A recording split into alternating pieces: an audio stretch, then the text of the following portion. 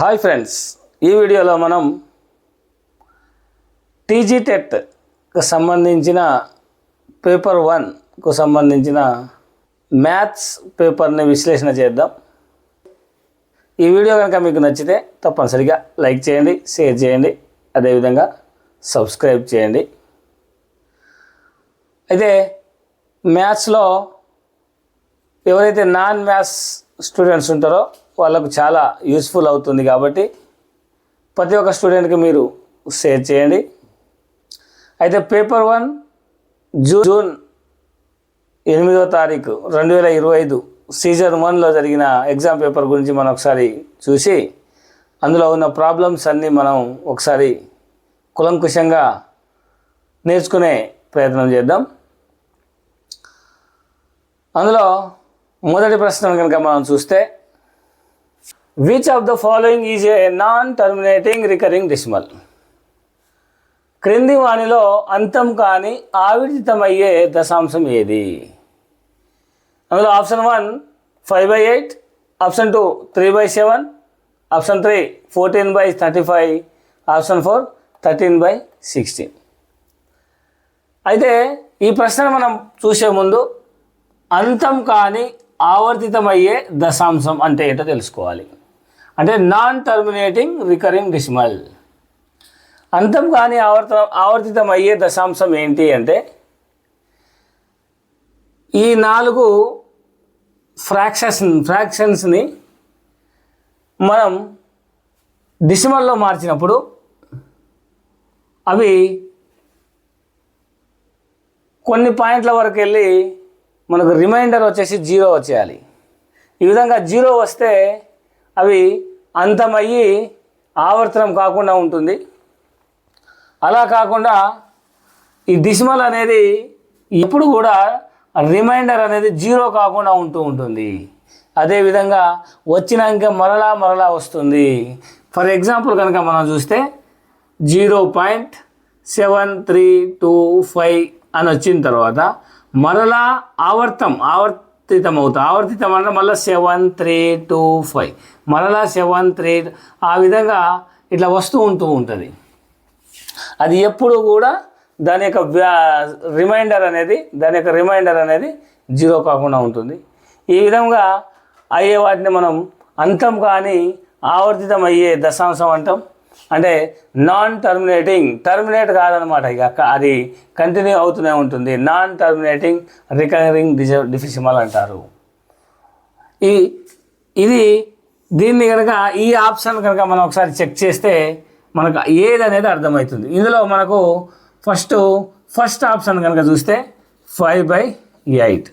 5/8ని మనం ఎలా చేయాలి? డివిజన్ చేయాలి అంటే 5 డివిడెండ్గా పెట్టుకొని 8ని డివిజర్గా పెట్టుకోవాలి. ఒకవేళ మీకు కనుక డివిజన్ ఎలా చేయాలో తెలియకపోతే నాకు కామెంట్ చేయండి. మరో వీడియోలో నేను డివిజన్ ఎలా చేయాలో, దాని రూల్స్ రెగ్యులేషన్ ఏంది అనేది నేను ఖచ్చితంగా వివరిస్తాను. ఇక్కడ చూడండి, 8 టేబుల్ తోటి మనం 5ని డివిజన్ చేయాలి. అయితే 5ని డివిజన్ చేయాలంటే 8 టేబుల్ అనేది 8 అనేది ఇక్కడ డివిజన్ అయింది అంటే డివిజన్ చేసేది. ఇది డివిడెండ్ అయింది. డివిడెండ్ అంటే భాగించబడేది, అంటే డివిజన్ అయ్యేది అనమాట. సో ఈ 5ని 8 పార్ట్గా మనం డివిజన్ చేయాలంటే కుదరదు. ఎప్పుడైనా డివిడెండ్ అనేది ఎక్కువ ఉండాలి, డివిజన్ అంటే తక్కువ ఉంటేనే మనకు వీలవుతుంది. ఇది ఈ విధంగా ఉంటే వీలు కాదనమాట. అంటే 5ని 8 డివిజన్ చేయలేదు, ఎందుకంటే తక్కువ ఉంది కాబట్టి. మరి దీన్ని ఎక్కువ చేయాలంటే ఏం లేదు, చాలా సింపుల్. ఇక్కడ కోషంట్లో పాయింట్ వేసుకొని మనకు ఒక 0 వేసుకోవాల్సి ఉంటుంది. అప్పుడు ఏమవుతుంది? 50 అవుతుంది. అంటే 8 50ని డివిజన్ చేస్తుంది. 8 50ని డివిజన్ చేస్తుంది. అప్పుడు కనుక మనం 8 టేబుల్ని చదవాలి. 8 టేబుల్ని చదివినప్పుడు 8 6 48, 8 6 48 ఇలా వేసుకోవాలి.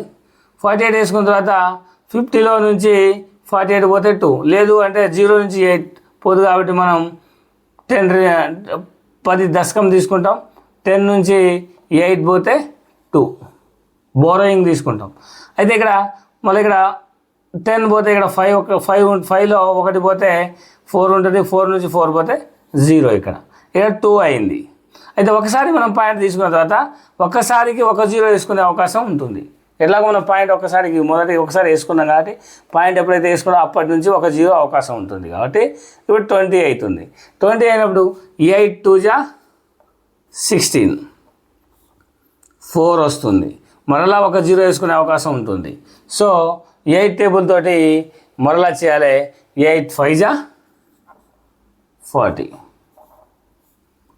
రిమైండర్ 0. అంటే 5/8 వాల్యూ ఎంత అవుతుంది డెసిమల్లో కన్వర్ట్ చేస్తే 0.624 అయింది. అంటే ఇక్కడికే అంతమైంది, అంటే ఇక్కడ టర్మినేట్ అయింది అనమాట. ఇక్కడికి ఆగిపోయింది కాబట్టి ఇది ఆన్సర్ కాదు. నెక్స్ట్ మనం సెకండ్ కనుక చూస్తే సెకండ్ ఆప్షన్, ఇట్లా 4 ఆప్షన్స్ కూడా మనం చెక్ చేయవలసి ఉంటుంది. అందులో ఏ ఆప్షన్ అయితే రైట్ అవుతుందో ఆ ఆప్షన్ దగ్గర మనం ఆగిపోవాలి. సో నెక్స్ట్ కనుక చేస్తే 3/7. ఈ 3/7ని మనం ఎలా 7 డివిజన్ అవుతుంది అంటే డివిజన్ చేసేది, 3 డివిజబడేది అంటే భాగించబడేది. అంటే 7 తోటి 3ని డివిజన్ చేయాలి. 7 ఎక్కువ ఉన్నది, డివిజన్ ఎక్కువ ఉన్నది, డివిడెండ్ తక్కువ ఉంది కాబట్టి భాగించలేము కాబట్టి మనం ఏం చేసుకుంటాం, ఒక పాయింట్ వేసుకొని మనం ఇక్కడ ఒక 0 వేసుకుంటాం. అప్పుడు ఏమవుతుంది 30 అయింది. సో డివిడెండ్ 30 అయింది కాబట్టి 7 తోటి మనం డివిజన్ చేయడానికి అవకాశం ఉంటుంది. అప్పుడు 7 టేబుల్లో కనుక 7 4 జా 28, అంటే 30 కంటే తక్కువ ఉన్నదే తీసుకోవాలి. సో 30లో నుంచి 28 పోతే మళ్ళీ ఇక్కడ 2 వస్తుంది. అంటే 10 నుంచి 8 పోతే 2 వస్తుంది. ఇక్కడ 2 నుంచి 2 పోతే 0 అవుతుంది, 2 అవుతుంది. ఒకసారి పాయింట్ వేసుకున్నాం కాబట్టి ఒక 0 తీసుకోవడానికి మనకు అవకాశం ఉంటుంది కాబట్టి 20 వేసుకున్నాం. మరలా 7 2 జా 14, 7 2 జా 14. మళ్ళీ 20 నుంచి 14 పోతే 6 వస్తుంది. మళ్ళీ ఒక 0 వేసుకునే అవకాశం ఉంటుంది, 60 అయింది. అప్పుడు 7 8 టేబుల్ తోటి 7 8 జా 50, 7 8 జా 56. మళ్ళీ 60 నుంచి 56 పోతే 4 వస్తుంది. అదేవిధంగా మళ్ళీ 1 0 వేసుకునే అవకాశం ఉంటుంది. మరలా కనుక చేస్తే 7 జా 35, 5 వస్తుంది. మళ్ళీ ఒక 0 వేసుకుంటాం. 7 జా 49, మనకు ఇక్కడ 1 వస్తుంది. మళ్ళీ 1 0 వేసుకుంటాం. 7 1 జా 7, మళ్ళీ 3 వస్తుంది. మళ్ళీ 0. మరలా చేస్తే 7 4 జా 28, మళ్ళీ ఇక్కడ 2 వస్తుంది. అంటే ఇక్కడ చూడండి, ఇక్కడ 1 తర్వాత మళ్ళీ 4 వచ్చింది. 4 నుంచి మరలా కనుక మనం చేస్తే 2 వస్తుంది. అదేవిధంగా 8, అదేవిధంగా 5 వస్తుంది. 7 1 ఈ విధంగా వెళ్తూ ఉంటుంది. కానీ నువ్వు ఎంతవరకు చేసినా దీని యొక్క రిమైండర్ అనేది 0 కాదు.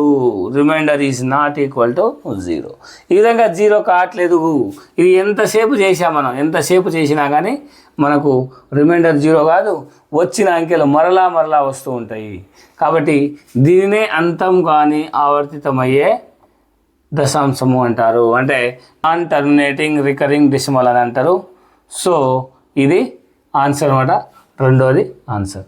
అదేవిధంగా మీరు 3వ ఆప్షన్ 4వ ఆప్షన్ కూడా ఒకసారి చెక్ చేసి చూడండి. ఇది టర్మినేట్ అవుతుంది అంటే రిమైండర్ 0 వస్తుంది. ఇది కూడా టర్మినేట్ అవుతుంది, రిమైండర్ 0 వస్తుంది. సో ఇవి 3 కూడా ఆన్సర్స్ కావు. ఇది రెండోది ఆన్సర్. ఈ విధంగా మనం మొదటి ప్రాబ్లంని మనం చేయవలసి ఉంటుంది.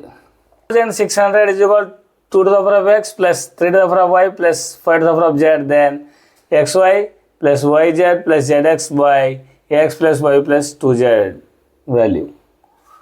3600 is equal to 2 to the power of x plus 3 to the power of y plus 5 to the power z అయితే xy plus yz plus zx by x plus y plus 2z విలువ ఎంత?